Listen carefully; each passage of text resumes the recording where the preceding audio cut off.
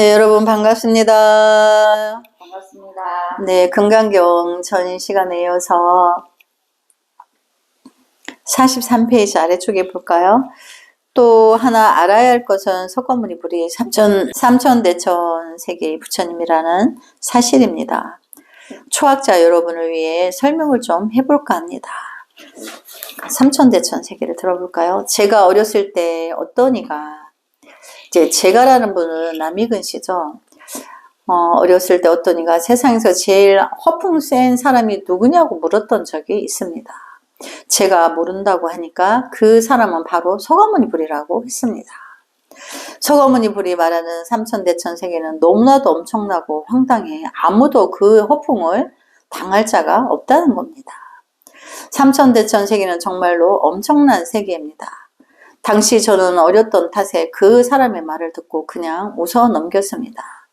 그렇지만 오늘에 와서 석가모니 불의 주장은 훨씬 설득력을 더해가고 있습니다. 그의 신통력은 정말 대단합니다. 그는 태양계를 하나의 보통 세계라 생각했는데 하나의 세계에는 태양과 달과 9개의 행성이 있습니다. 과거의 물리학이나 천문학에서는 태양을 항성이라 생각했지만 지금은 달라졌습니다. 아직 과학적으로 정론은 없는 상태이나 적어도 더 이상 태양을 항성이라 단정짓지는 않습니다. 태양계에서는 지구는 크기도 아주 작고 수명 역시 매우 짧은 편입니다. 부처님은 지구상에 사는 사람의 수명은 60세에서 100세 정도라 말합니다. 이 세계에서는 한 번의 밤낮이 하루지만 달의 표면에서는 반달이 낮이고 반달이 밤이라고 합니다. 현대에 이르러 사람들이 우주 공간에 직접 발을 들여보고 나서야 부처님이 2000여 년 전에 말한 내용이 사실임을 알 수 있었습니다. 부처님은 제자들에게 말했습니다. 이 허공 중에 태양계와 같이 많은 행성을 거느리는 세계가 마치 겐지스 강의 모래알 만큼이나 무수히 많다고요. 그러니까 이제 우리는 태양이 이제 한 개 있는 줄 알죠. 여기 보면 지구는 정말로 아주 작은 별이에요. 은하계에서 보면 너무나 작아서 보이지도 않아. 겨우 여기라고 하면 겨우 그냥 깜빡깜빡 너무 작은 별이 반딧불보다도 작은 불빛이에요. 그런데 석가모니 부처님이 우리가 여기 이제 9개의 행성에 태양이 하나 있다 이렇게 말하죠. 우리가 모카토금수 일월 이래가지고 행성을 우리가 이렇게 나누는데 이런 세계가 우리만 이렇게 있는 게 아니고 겐지스강의 모래알만큼이나 무수히 많다. 그러니까 허공이 우주관을 보면 허공에 태양이 있고 달이 있는데 지구에서 보는 달이 있고 태양이 있는데 이렇게 해서 우리가 모카토금수 이렇게 행성들을 나누는 이런 것들은 하나의 세계로 본다는 거죠. 근데 그 세계가 겐지스강의 모래알만큼이나 많다. 그래서 이제 삼천대천 세계, 소천세계가 3000개가 있고 이런 세계가 3000개나 있고 또 대천세계가 또 있고 이렇게 그 정확한 숫자가 있어요. 그 삼천대천세계 숫자가. 그래서 여기 보면 1000개의 태양을 합쳐서 하나의 소천세계라 하고 1000개의 태양을 합쳐서 하나의 소천세계를 하고 1000개의 소천세계를 중천세계를 하며 다시 1000개의 중천세계를 합쳐서 대천세계라고 합니다. 그래서 이제 삼천대천세계를 한다는 거죠. 그리고 부처님이 허공 중에 3000개의 대천세계가 있다고 했습니다. 중천세계를 합쳐서 대천세계를 하는데 이 대천세계가 3000개가 있다는 거예요. 그래서 그거를 대천세계를 한다. 3000개의 세계를 대천세계를 한다. 그러나 실제로 3000개에 그치지 않으면 알 수도 없고 셀 수도 없이 무한하다고 했습니다. 이런 설법을 예전에는 그대로 믿는 사람이 없었습니다. 당연히 이제 모르니까 안 믿죠. 지금 이제 과학이 발달하여서 과학으로 증명해내는 거죠. 근데 맞는 거죠. 서가모니 부처님이 설하신 것이 착오가 없는 거예요. 그 서가모니 부처님 제셋시에 제자들이 물었어요. 서가모니 부처님이시여, 우리가 살고 있는 이 땅은 어떻게 생겼습니까? 그러니까 서가모니 부처님이 이렇게 말씀하신 거죠. 거대한 수륜이 몇 조각의 땅을 떠받들고 있다. 이렇게. 그럼 우리가 5대양 6대주 그러죠. 6개의 땅이 있죠. 6대륙이라고. 근데 과거에는 5개의 대륙이었다고 그래요. 그래서 이게 이제 지진이나 이제 이런 걸로 땅이, 그게 이제 판이 갈라져서 이제 6개로 됐다. 근데 우리가 이제 그렇게 그냥 말씀하시는 건 이해가 안 되죠. 거대한 수륜이 몇 개의 땅덩어리를 받치고 있다. 도대체 땅 위에 우리 바다가 있고, 그런데 거대한 수륜이 그렇다고 하니까 이해를 못 했는데, 우리가 지구본을 보면 이해가 되죠. 지구본을 보면 그 땅덩어리보다 바다의 그 대양이 더 크죠. 근데 이제 지구가 자전을 하니까 물이 바깥으로 안 튀어나가는 거예요. 허공으로. 자전을 멈추면 어떻게 되죠? 지구상에 있는 모든 물질은 허공으로 날아가게 돼 있어요. 사람도 마찬가지, 물도 마찬가지. 근데 지구가 스스로 돌면서 태양계를 한 번 도는데 한 달이 걸린다는 거예요. 그래서 우리가 한 달을 이렇게 주기를 나눠서 12달로 나눠서 이렇게 하죠. 그런 것들이 이제 그때는 이해를 못 했는데 과학이 증명해내면서 이제 그 말이 맞구나 이렇게 하게 되는 거죠. 그래서 서가모니 부처님은 그냥 이제 우리가 생각하는 하나의 인간이 아닌 거고 기인인 거죠. 모든 우주를 꿰뚫어 관찰하고 있고, 여기 내용에도 대천세계를 설명할 때 보면 어마어마하죠. 그래서 예전에는 그대로 믿는 사람이 없었다. 근데 지금은 믿는다는 거죠. 밥 먹고 옷 입는 것. 부처님의 계율이 이런 것이 있습니다. 즉, 물 한 잔 마실 때도 반드시 배에다 고른 뒤에 마셔야 한다는 겁니다. 물을 마실 때 고운 천에다가 이제 물을 강에서 이렇게 떠가지고 먹을 때 천에다 받쳐라. 왜? 거기에 작은 생명들이 있으니까. 또 왜 그랬을까요? 부처님은 물 한 잔에 84,000마리의 벌레가 있다고 했습니다. 그러니까 중생의 눈이 이제 시력이 약해서 못 보는 거죠. 근데 우리가 이제 새들은 어떻게 하죠? 공중에서도 인간의 몇백 배의 시력을 가지고 있어서 우리가 돋보기로 보는 것처럼 본다는 거죠. 인간은 그런 눈이 없는 거예요. 그래서 물 한 잔에 84,000이나 되는 생명체가 있다고 본 겁니다. 2000년 전에 이런 말을 했으니 그 말을 액면 그대로 믿은 사람이 아마 없었을 겁니다. 속으로는 꽤나 자질구레하고 번거롭다고 하고 했을지 모릅니다. 그러나 과학이 발달하면서 누구든 이 말을 믿게 되었습니다. 또 계율 중에는 제자들이 식사 후에 반드시 양치질을 하도록 되어 있습니다. 칫솔이 없을 때는 버드나무 가지를 사용했습니다. 관세음보살이 정병에다 버드나무 가지를 담가 놓았던 것도 한편으로는 물을 뿌리기 위해서였지만 더 중요하게는 양치질을 하기 위해서였던 것입니다. 버드나무 가지를 잘라 물속에 담가 놓았다가 돌로 한쪽 끝을 두들기면 끝이 갈라지게 되면서 칫솔로 사용할 수 있습니다. 이러한 규율은 모두 부처님의 계율로서 엄격히 지켜졌습니다. 현대적인 관점에서 본다면 당시에 이미 각종 위생에 대한 상식이 있었던 셈입니다. 불경에서는 성불하거나 크게 성취한 사람은 한 불국에서 최고의 스승으로서 중생을 교화한다고 합니다. 부처님을 세존이라 부르는 것도 이 때문입니다. 그러니까 특별한 분이니까 존귀하죠.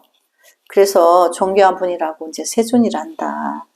이때 세존께서는 식사 시간이 되었습니다. 그래서 밥 먹는 일에 대해 한번 살펴보기로 합시다. 부처님의 계율에는 하루 한 차례 매일 정오에 한 번만 식사를 하도록 되어 있습니다. 불교에서는 보통 사람들의 식사를 단식이라 합니다. 하루에 3번씩 나누어 먹기 때문입니다. 그러나 새벽은 천인이 식사하는 시간이며 정오는 사람이, 저녁은 귀신이 식사하는 시간입니다. 근데 시간도 이렇게 원래는 정해져 있는 거예요. 낮에는 사람이 먹고 새벽에는 천인들이 새벽에 공양을 한다. 부처님은 인도를 취하여 하루 중 한 번만 식사하도록 했습니다. 후세의 제자들은 오후 1시가 되면 식사를 하지 않았는데 이것 역시 부처님이 제도화한 것입니다. 아침 정오에 12시경에 이제 점심을 먹으면 밥 먹는데 보통 이제 1시간. 근데 이제 아침 9시 정도에 탁발을 나가서 다 거둬서 돌아오면 11시가 되는 거예요. 2시간 정도의 대중이 탁발을 하고 그거를 가져와서 차례대로 앉아서 이제 모든 음식을 모아서 서가모니 부처님 먼저, 그 다음에 10대 제자, 그 다음에 이제 차례대로 이렇게 나눠서 똑같이 그렇게 분배하고 하는 그런 시간들이 걸려서 정오에 식사를 한 끼를 할 수 있게 되는 거예요. 그래서 이제 3번을 거두면 사람들이 먹고 살기가 힘들겠죠. 그래서 서가모니 부처님이 정오에 한 끼만 먹도록 한 거예요. 그때 시절에도 먹는 게 어려웠기 때문에. 그래서 이제 하루 한 번 식사를 제도했다. 밥 먹는 문제에 대해서는 세계 각지의 습관이 저마다 다릅니다. 어떤 민족은 아침을 잘 차려 먹고 어떤 민족은 점심 혹은 저녁을 잘 차려 먹습니다. 이것은 개인의 습관에 따라서도 달라집니다. 식사 외에 사고의 양식도 있습니다. 정신의 식량입니다. 우리가 이제 사유한다 그러죠. 깊이 사유한다. 고민이나 절망의 극한에 이르렀을 때 만약 정신적인 양식이 없다면 죽음에 이르고 맙니다. 이 외에도 촉식이 있습니다. 예를 들면 우리가 방 안에 있을 때 옷을 잘못 입고 있으면 아주 답답합니다. 혹은 흙 속에 묻혀 있거나 하면 기가 통하지 않는 듯한 느낌이 듭니다. 마치 먹어야 할 기가 없어진 것 같습니다. 또 식식이 있습니다. 아뢰야식, 의식을 말하는 거죠. 아뢰야식의 작용은 생명을 유지해 줍니다. 이런 까닭에 단식 외에도 촉식, 사식, 식식 또한 인간의 식량이라 할 수 있습니다. 식사는 부처님이 정한 하루 한 끼를 합니다. 부처님은 비록 이전에 타지않았지만 스스로 계율을 실천했습니다. 식사 시간이 되자 옷을 차려 입었습니다. 여기서 말하는 옷이란 법의 이로 곧 가사를 이룹니다. 현재 출가인들이 입는 가사는 명나라 때 일반 백성들이 입던 평상복이었습니다. 다른 점은 출가인들의 옷 색깔이 수수하다는 것 뿐입니다. 속인과 구분이 될 수 있었던 것은 머리 모양이었습니다. 출가인들은 머리를 빡빡 깎았습니다. 부처님의 옷은 곧 가사로서 이를 복전의라고 합니다. 복을 전하는 옷이라는 얘기인 거죠. 가사의 수명과 수직의 띠 같은 무늬가 있었는데 이 무늬는 수계의 정도에 따라 정해졌습니다. 띠로서 이제 품계를 정했다는 얘기인 거죠. 이 띠 같은 무늬는 마치 한 떼기 밭처럼 중생의 복을 증증시킨다는 상징이었습니다. 이 때문에 복전의라 합니다. 우리가 태권도 도장에 가면 띠로서 그거를 분별을 하죠. 색깔로. 본문에서 알 수 있듯이 부처님 역시 평소에 평상복을 입었습니다. 특히 인도 사람들은 날씨가 더울 때는 어깨를 모두 드러내놓고 있습니다. 예기라는 이제 경전인데 예기에 중리한 거라는 구절이 나옵니다. 중리는 바로 공자로서 공자가 평소에 한가롭게 있는 상태를 묘사한 것입니다. 우리는 지금 서가모니 불의 한가한 모습을 보고 있습니다.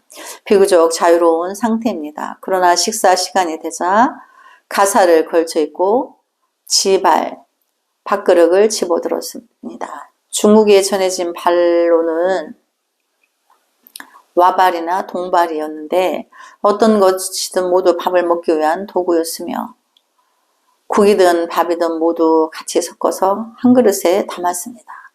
말하자면 이미 2000년 전에 부처님은 자기 밥그릇에 자기 음식을 담아 먹는 소위 뷔페 식사법을 도입한 셈입니다. 이거 실제 맞죠?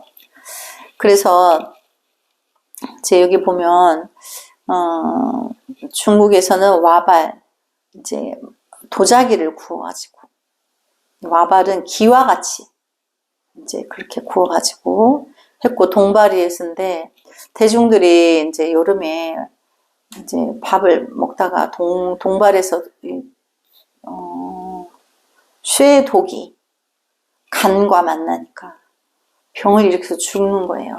그래서 나중에 와발을 못 쓰게 했고, 또 그래서 나중에 그 동발을 못 쓰게 했고, 또 나중에 또 목발을 썼는데 나무도 썩으니까 음식에 이렇게 세균이 번식을 하니까, 그래서 나중에 이제 목발도 못 쓰게 했다. 이제 이렇게 했는데 요즘은 뭐 플라스틱이 잘 나와가지고 다 이제 플라스틱 쓰고 있죠.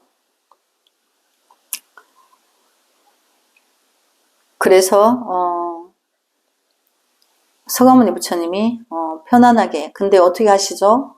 공양을 하실 때는 평상복을 입고 있다. 공양을 하실 때는 가사를 입으셨죠. 가사는 여기 가사인데, 가사를 입기 위해서는 우리 한국 불교에서는 장삼을 입죠. 그러니까 이제 인도 같은 데는 날이 더우니까 이제 이렇게 한 천으로 둘둘 말아서 어깨를 이제 내놓고 배를 가리고 이제 이렇게, 그것도 옷 입는 순서가 조금 달라요. 그래서 평상복으로 입었던 거를 가사를 이제 수하신다는 얘기예요. 그러니까 여러분이 이제 절에 가면 이제 옷을, 상의를 벗어서 이렇게 옆에 옆자리 놔뒀다가 밥 먹을 때는 그 의복을 갖추라 해요. 옷을 벗고 먹는 게 아닌 거죠. 여러분 보통 식당에 가면 입고 있던 옷을 벗고 먹죠.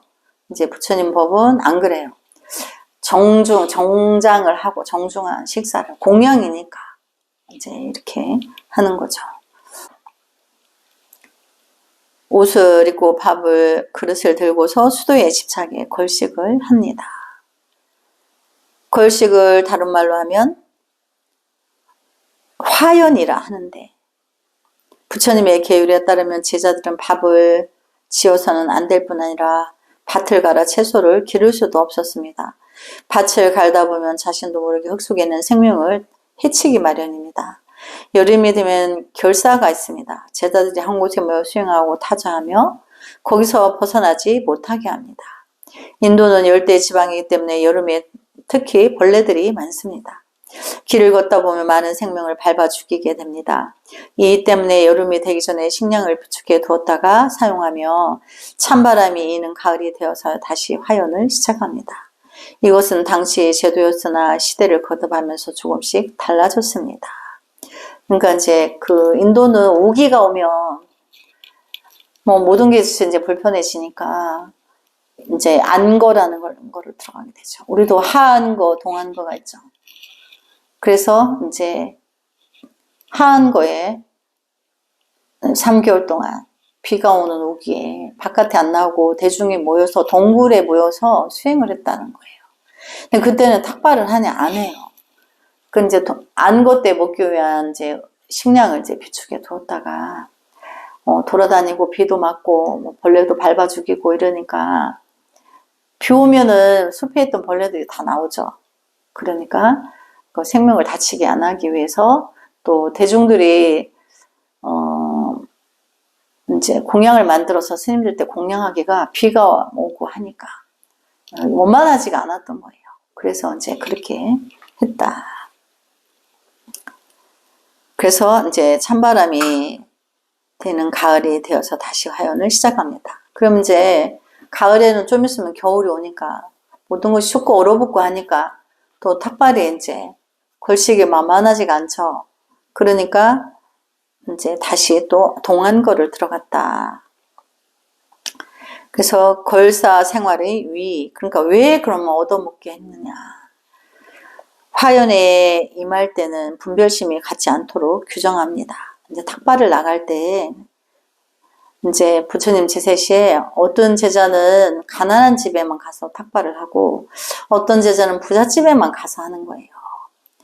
그래서 가난한 집에는 이들이 공양을 많이 해서 내세에 더 큰 부자가 되라고.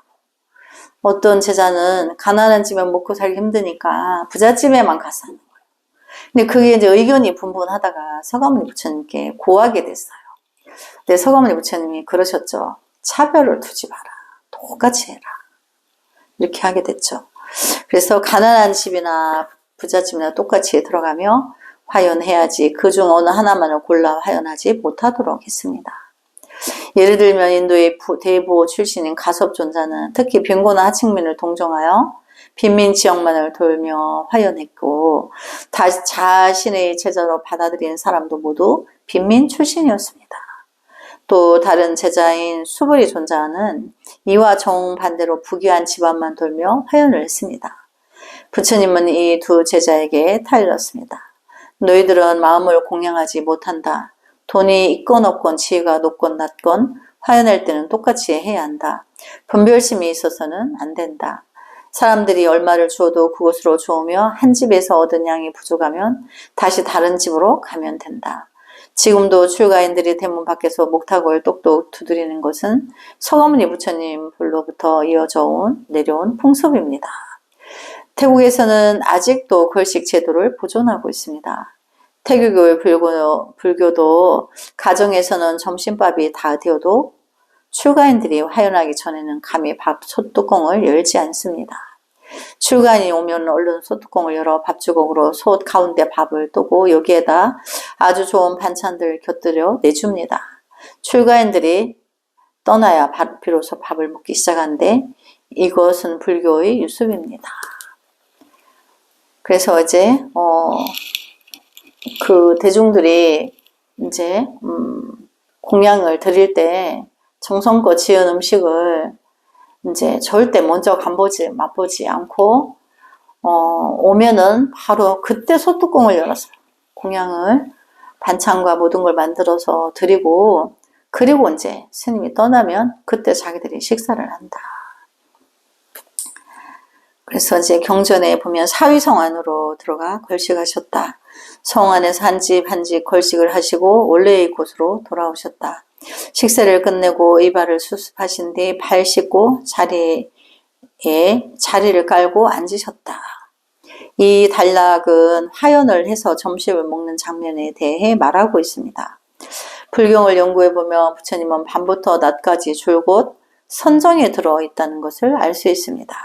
단지 점심때 식사를 하고 나서 한 차례 휴식을 취합니다. 대개는 오후 한두 시부터 대여섯 시까지 설법을 하고 날이 어두워지면 모두 눈을 감고 입정에 들어갑니다. 사위국 수도의 큰 성에서 그들은 집집마다 돌아다니며 화연을 합니다. 화연이 끝나면 다시 돌아옵니다. 이는 우리가 길거리에서 바나나를 베어 먹고 다니는 것과는 다릅니다. 길거리는 아무 데서나 밥을 먹는 것이 아니라 밥그릇을 들고 그들의 강당으로 돌아와서 정해진 장소에서 식사를 합니다. 식사가 끝나면 의복과 밥그릇을 수습한 뒤 발을 씻습니다. 이 경전이 경전 중에서 제일 소박하다고 하는 것도 바로 이 때문입니다. 부처님은 보통의 인도 사람들처럼 맨발로 다니고 흙이 묻은 발을 씻습니다. 지극히 평범하고 진솔한 인간의 모습입니다. 발을 씻고 앉을 자리를 털어내고 다듬어서 단정하게 합니다. 학생에게 시키거나 사람을 시켜 청소하지 않고 모두 스스로 행합니다. 생활이 이처럼 빈틈없이 평범하고 또 절도가 있습니다. 이 단락을 보면 불학을 배우기 위해서는 부처님이 이런 생활 방식을 그대로 행하는 외에 다른 방법이 없다고 금강경이 말하는 것 같습니다. 다른 경전에서처럼 부처님을 감히 접근할 수 없는 그런 모습으로 묘사하지 않습니다. 금강경을 보면 부처님은 보통 사람들처럼 평범합니다. 비록 출가 전에는 태자분이었으나 지금의 생활은 평민과 다름없습니다. 당시와 같이 삼엄한 계급 제도하에서 부처님이 최하층 빈민 출신 제자인 오파리 존자에게 기율을 맡겨 누가 어기더라도 공평하게 처리하도록 했습니다. 부처님은 이처럼 가장 평범한 생활 속에서 비범한 신성의 경지를 세웠습니다. 이것이 바로 부처님의 경계입니다.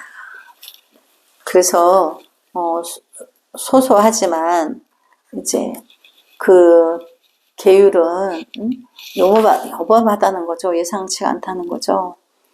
그러니까 수보리가 일어나 법을 청하다. 여기가 읽어볼까요? 다시 장로 수보리가 대중 속에 있다가 오른쪽 어깨를 드러내고 오른쪽 무릎을 꿇고 합장 공경하며 부처님께 말했다. 세상에 드문 세존이시여, 여래께서는 여러 보살들을 잘 보호해주시고 여러 보살들에게 잘 일러주십니다. 세존이시여, 선남자 선여인이 안욕따라 삼박삼보리의 마음을 바라려면 어떻게 머물러야 할까요? 어떻게 그 마음을 항복시켜야 할까요? 부처님께서 말씀하셨다. 훌륭하다, 훌륭해, 수보리여. 그대의 믿음은 여러 보살들을 잘 보하고 여러 보살들에게 잘 일러준다는 것이었지. 그대는 이제 잘 듣게 그대를 위해 말하리라. 선남자 선여인이 안욕따라 삼박삼보리의 마음을 바라려면 마땅히 이렇게 머물고 이렇게 그 마음을 항복시켜야 하느니라. 알겠습니다. 세존시여, 즐거이 듣고자 합니다. 이렇게 돼 있죠. 그래서 선녀는 수보리라는 말로 그 삶의 경계가 도덕적 지선에 도달했다는 뜻으로 의역한 것입니다. 수보리는 또 장수를 대표하기도 합니다. 수보리 외에 사리자도 부처님보다 나이가 많았습니다. 이 때문에 어떤 경전에서는 수보리를 구수라고도 번역하는데 바로 장수의 뜻입니다.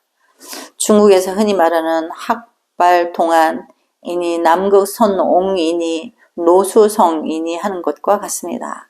그러나 수보리는 단지 노수성에 그치지 않고 도덕성이나 지혜 그리고 삶의 태도 등에서 당시의 모든 부처님 제자들을 용도할 수 있었습니다. 그는 나이가 많고 덕이 높아 그 위와 기백이 부처님의 10대 제자 중에서도 아주 유명했습니다. 불교에서는 일반적으로 수보리를 공론의 제일이라고 말합니다. 후세 불교에서는 수보리 존자라 칭하는데 그는 민간에서 잘 알려진 인물입니다. 여러분은 서유기를 본 적이 있을 겁니다. 서유기에서 천궁에서 온갖 소란을 피우는 손오공의 72가지 동갑술이 모두 수보리로부터 배운 것이라고 묘사합니다. 그리고 손오공이 수보리를 찾은 것은 6조가 5조를 찾은 것처럼 각색하고 있습니다. 서유기에서 이 대목은 아주 재미있게 묘사되어 있는데 이로 인해 수보리 존자의 명성은 중국의 민간에까지 널리 퍼져 있습니다.